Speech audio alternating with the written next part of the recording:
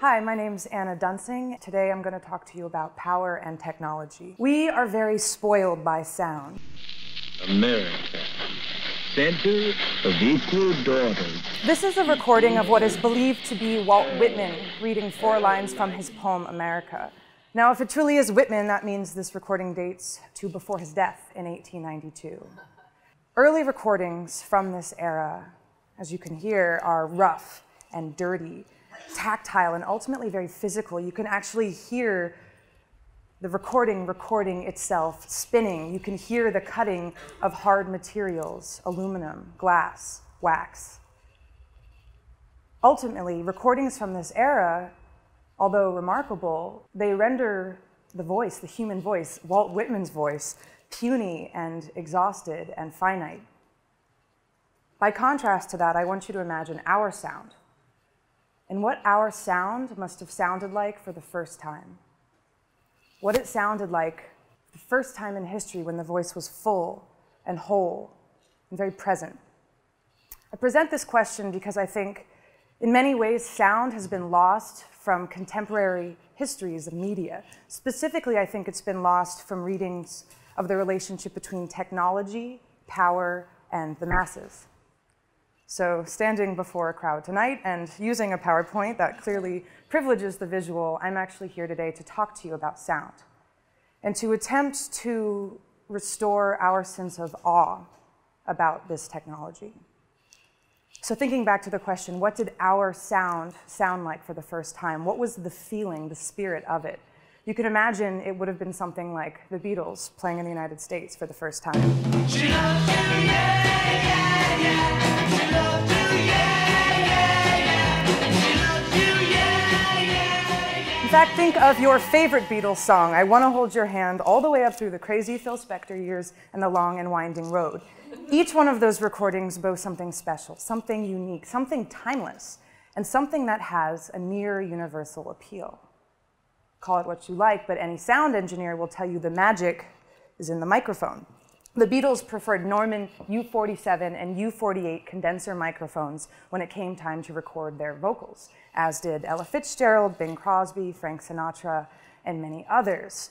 Neumann microphones were technologically groundbreaking. They were known for their capacity to convey the emotional fullness of the human voice for the first time. They brought clarity and immediacy and intimacy, brought these voices into your very living room, into your heart and soul.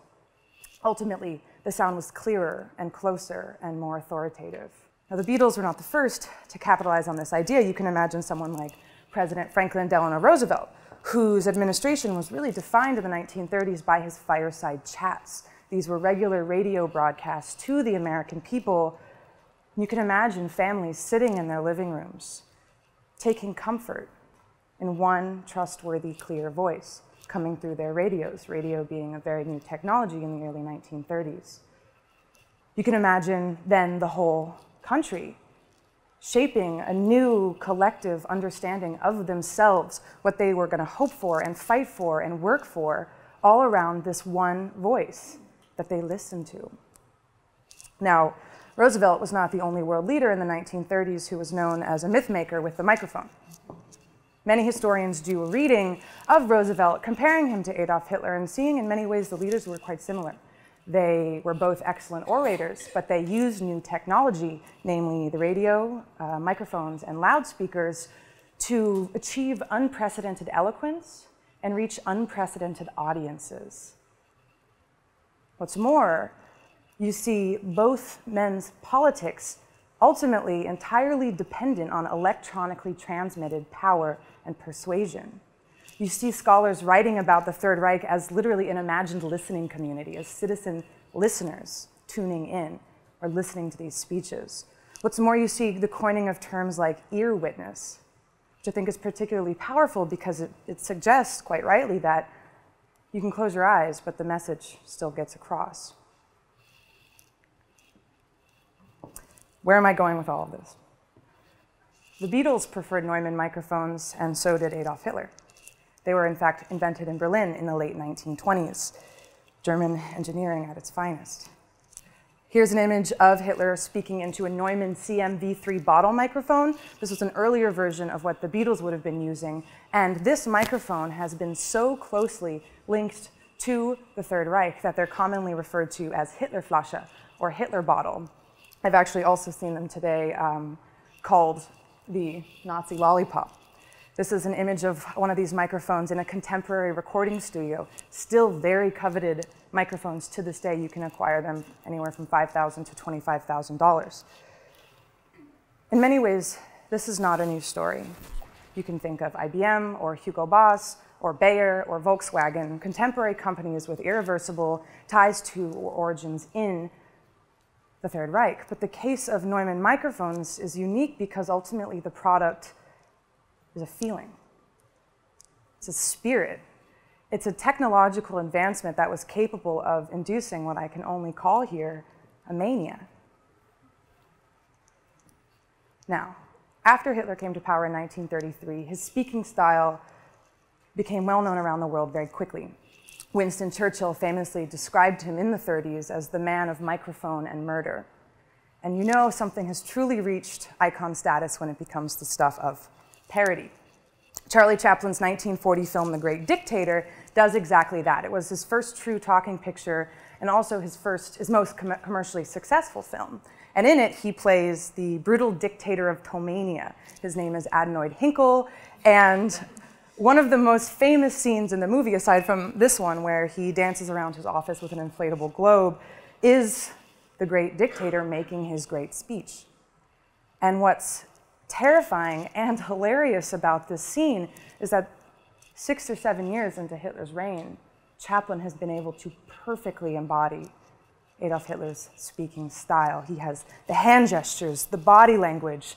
In Chaplin's case, it's a fake German inflect with Lagerbierdens and Wiener Schnitzels and hacking coughs. But he's got the force and the music behind it. But most importantly in this scene, he has the wall of microphones and the sea of people. And the ultimate thesis of Chaplin's film is that German fascism represented machine men with machine minds and machine hearts.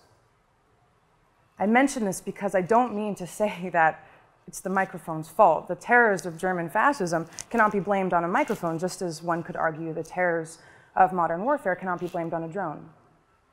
But looking at the case of Adolf Hitler, his speaking style, his whole image was entirely dependent on the microphone. It functioned as a limb, a direct extension of the man, of his politics, and in turn his people. And it was directly responsible for his image as irrefutable and godlike.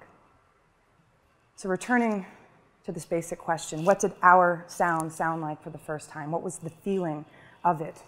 On one hand, we can think of the Beatles on the Ed Sullivan Show, but on the other, we can look to other firsts. We can look to Alamogordo, Hiroshima, Nagasaki, Bikini. We can look to Sputnik, or the image we have of a drone today.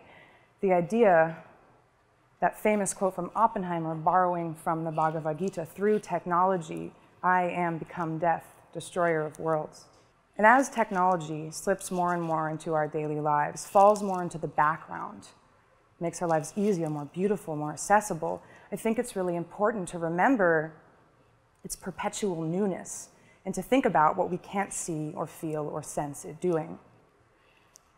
The Neumann microphone case study is oftentimes just considered a novelty history of the 20th century. But I think it serves to remind us that when you look at technology and its influence, violence is ultimately and forever the tricky bedfellow. And so to restore and preserve our sense of awe means to remember that what is awesome can also be awful. Thank you.